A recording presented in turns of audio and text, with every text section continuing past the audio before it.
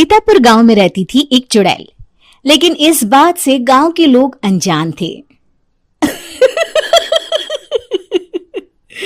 जब तक पूरे गांव की एक एक औरत के गहने मेरे पास नहीं आ जाते, मैं इस गांव को छोड़कर नहीं जाऊंगी, चाहे इसके लिए मुझे लोगों को गायब भी क्यों ना करना पड़े। दूसरी तरफ गांव की औरतें बात कर रही थी। अरे सुन रही हो, ये देखो मैंने कल ही नया हार बनवाया है सोने का, कैसा लग रहा है? बहुत ही अच्छा है ना, पहले तुम पहनो, फिर शादी में अपनी होने वाली बहू को दे देना। और क्या, सोने चांदी का यही तो फायदा है, जितना पुराना उतना महंगा। लेकिन एक एक पैसा बचाकर ये लेना सच में बहुत मुश्किल हो रहा था मेरे लिए। तभी वहां पहली का पति आ जाता है। गांव में एक औरत के घर के सोने के सारे गहने चोरी हो गए। लोग बातें बना रहे कि गांव में कोई चोर घुस आया है जो घर की कोई चीज को हाथ नहीं लगाता, पर सिर्फ सोने के गहनों को ही चुराता है। अब तुम ना अपने ये गहने संभाल कर रखना। हे भगवान, ये क्या बोल रहे हैं? ये तो वही बात हो गई कि गांव बसा नहीं और लुटेरे पहले आ गए। दूसरी तरफ गांव के ही एक घर में रंजना रहती थी। उसके पति का गांव में चाउमीन का ठेला था। एक दिन उसके घर में एक औरत आती है। अरे रंजना, तू गांव में नहीं है तो सोचा तुम्हें बता दूं। गांव में बात चल रही है कि गांव में एक चोर घुस आया है जो घरों के सोने के गहने चुरा लेता है। अरे मैं तो सिर्फ ये कान की छोटी सी बाली ही सोने की पहनती हूँ, बाकी गहने तो मैंने गांव के बैंक में लाकर रखे हैं।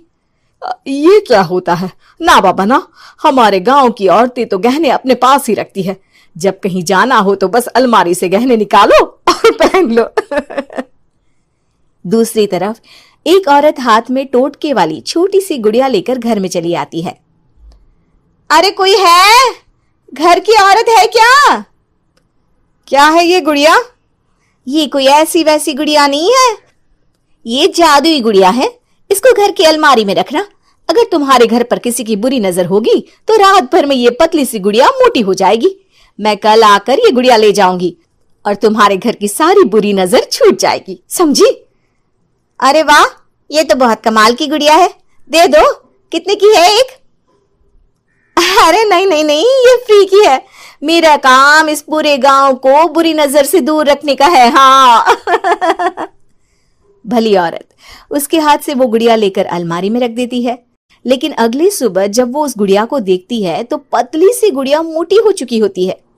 हे भगवान, ये क्या? किसने मेरे घर को बुरी नजर से बांध रखा था? तभी वो गुड़िया वाली भी आ जाती है। मैंने कहा था ना, घर पर बहुत ज्यादा बुरी नजर है, लाओ ये गुड़िया मुझे दे दो। औरत वो गुड़िया उठाकर उसे दे देती है।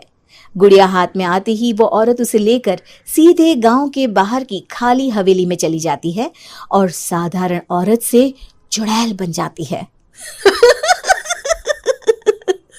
अरे पगली, गांव वाली इस गुड़िया के पेट में तेरे घर के सारे गहने हैं।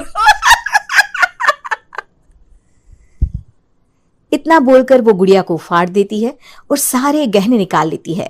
वहीं दूसरी तरफ, हे भगवान, मेरे घर के सारे गहने चोरी हो गए।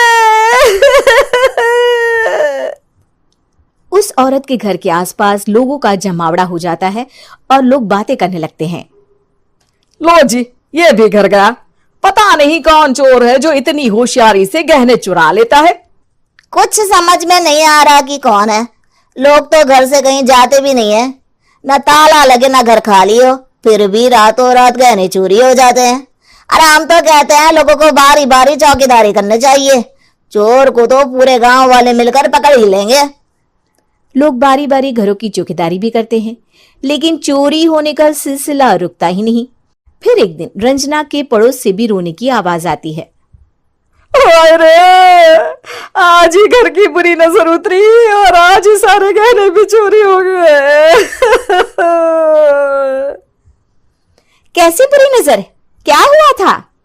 तभी वहां उस औरत का पति भी आ जाता है जिसके घर में गहनों की चोरी हुई थी।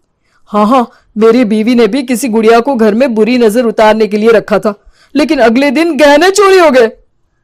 अब रंजना को कुछ कुछ बात समझ में आ जाती है। वो गांव वालों से कहती है, देखिए अब आप लोग चिंता ना करें, जल्द ही चोर पकड़ा जाएगा। उस नजर उतारने वाली गुड़िया को आज मेरे घर कोई भेज देना। फिर क्या था, चुड़ैल को लोग रंजना के घर भेजते हैं। पहली बार देखा है कोई खुद लुटने को तैयार बैठा है। तो तू है जिसे घर की बुरी नजर उतारनी है?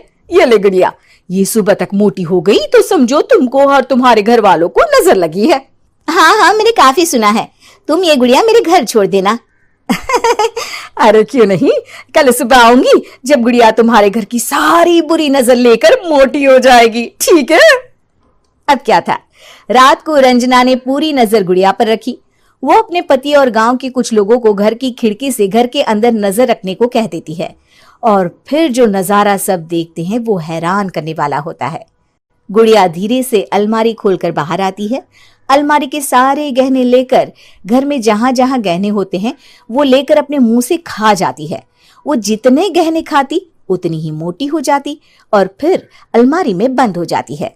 गांव वाले डर के मारे वहीं बेहोश हो जाते हैं। लेकिन सुबह जब वो औरत गुड़िया लेने आती है, रंजना उसका सामना करती है। ये देखो, गुड़िया कितनी मोटी हो गई है। लगता है मेरे घर में बहुत लोगों की नजर लगी है। लाला ये गुड़िया मुझे दे दे। अरे बहुत कीमती गुड़िया है ये। तेरे घर की सारी बुरी नजर मैं गांव के बाहर वाली हवेली में फेंक आती हूँ। शाम को फिर लोगों के घर इसे लेकर जाना है ना। इसमें तो मेरी जान बसती है, जान। रंजना गुड़िया को चुड़ैल की तरफ बढ़ा देती है, लेकिन फिर वापस ले लेती है और गुड़िया के हाथ मोड़ देती है। जैसे ही गुड़िया के हाथ मोड़ती है, चुड़ैल का हाथ भी मुड़ जाता है। अच्छा, तो ये वो गुड़िया है जिसमें तुम्हारी जान बसती है। अब सुन चुड़ैल, तेरी सारी हकीकत सबके सामने आ गई है। या तो गांव वालों के गहने लौटा दे, नहीं तो मैं इस गुड़िया की गर्दन मोड़ दूंगी। चुड़ैल डर जाती है। अरे नहीं नहीं, मेरी गुड़िया दे दो, मैं सबके गहने वापस कर दूंगी। ठीक है, अब भी जा और सबके सारे गहने वापस कर। चल निकल यहां से। चुड़ैल सबके गहने लौटा कर रंजना के पास आती है।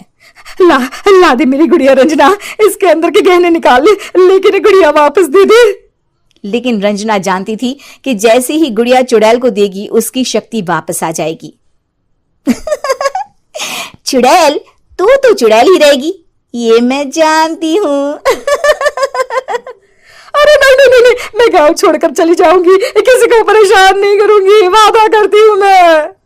लेकिन रंजना उसकी एक बात नहीं सुनती और गुड़िया का सर उसके शरीर से अलग कर देती है। चुड़ैल सर अलग होते ही गायब हो जाती है। गांव वाले रंजना के साहस और बुद्धि की खूब प्रशंसा करते हैं।